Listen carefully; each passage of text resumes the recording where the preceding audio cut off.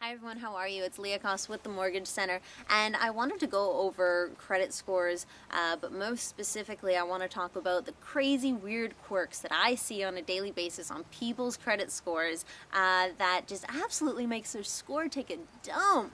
And it's for the stupidest little reasons that they didn't even know about, or they weren't paying attention, or bills got sent to the wrong address, or there's just weird things. So I wanted to go over the main 4 things that I come across that may be happening to you right now that you don't even realize that is affecting your score in the most negative way possible. I'm talking like scores of 540 when you should be trying to aim for 680 or above. Okay, 540 is very bad. It limits your lenders to like 1, if that. In fact, at that point you're probably looking at private financing.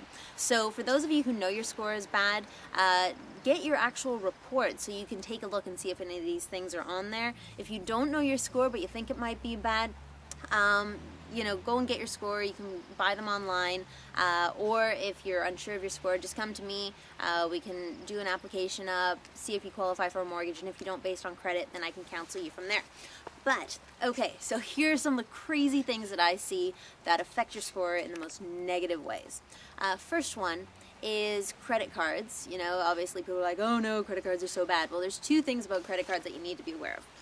For one, if you're getting any store credit cards like Staples cards, Zeller's cards, Bay cards, anything that's a credit card, you know, Chevron or gas stations have their own cards, what you need to do is before you get it in the mail and you go, I'm never going to use this, and you cut it up and you throw it out, I need you to look on the back or on your statement and look for the fine print that says there's an annual fee.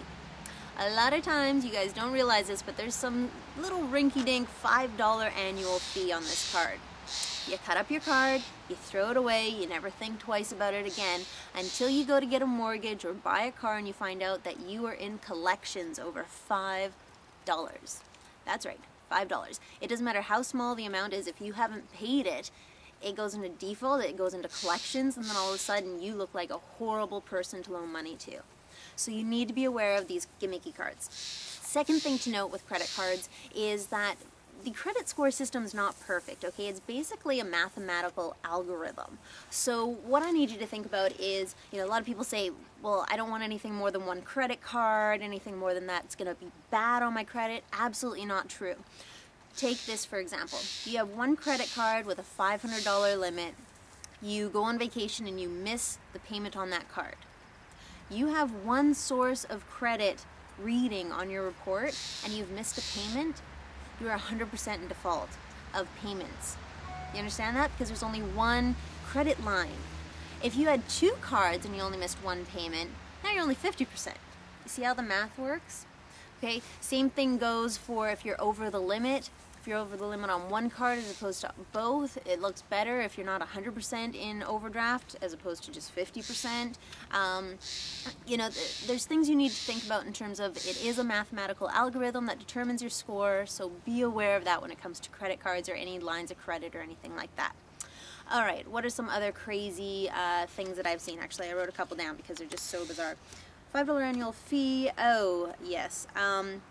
If you're over your limit. This is something where people will just pay, you know, down the interest, but then every time when the interest accumulates and goes down on your card once a month, you're, you know, over the limit. Being over the limit is not good, not for any amount of time, but especially not for a full 30-day payment period. So just try to keep your limits down low enough that even when your interest goes onto your card once a month, you're not being pushed over the limit. That one always sucks. If you can, if you have 1 card that's maxed out and the other one that isn't, just shift a limit over so that you're just, you know, middle ground on both cards and not maxed out on one and low on the other. Okay, definitely move your limits around. Again, take a look at your mathematical algorithm of the credit port and how they're looking at it. You don't want to be, you know, over your limit on any account.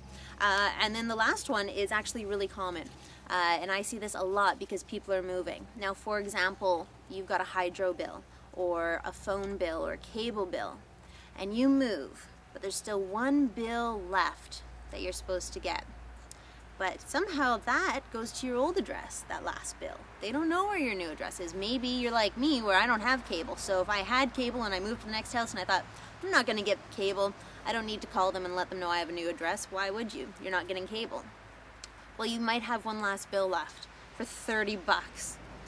And again, you never get that bill. It goes into collections. I've got to get on the phone to the lender and try and explain the situation, how you're not a bad person to loan money to, you just made a mistake and you didn't change that address. That is very common. So make sure that that doesn't happen to you. So those are the 4 main weird, quirky things that I've noticed on people's credit reports. Don't let them happen to you because they're silly mistakes that will haunt you for years. For a lot of those mistakes, it will take only a 30-day cycle to correct. Others, it will take 1 year, 2 years, 3 years.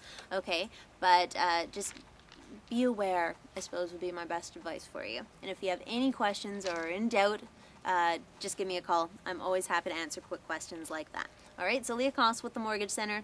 LeahCoss.ca is my website, or mortgagesinvancouver.com. Contact info is somewhere on this page, and good luck with your credit. I'll talk to you soon.